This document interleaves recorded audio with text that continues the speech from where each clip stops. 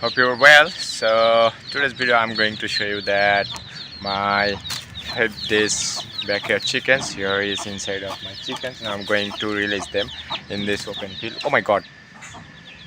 Oh my god. Look, I'm going to open. Look. All of backyard chickens here. And they're hungry too. Look.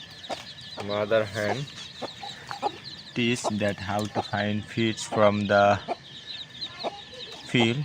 Here is the all of my chicks. There are 15 chicks right now I have. They all are happy and healthy. Look, they are eating rice. Look,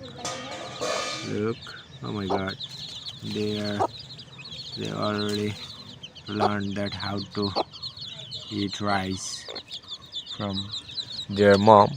Look, this is so amazing video. I think so. Hope you will enjoy this video too. Okay, look,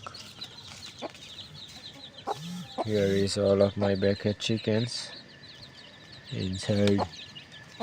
Look, oh my god, oh my god, here is all of my chicks.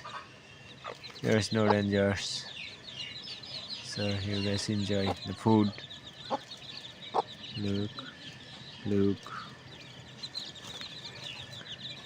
here is all of my chicks.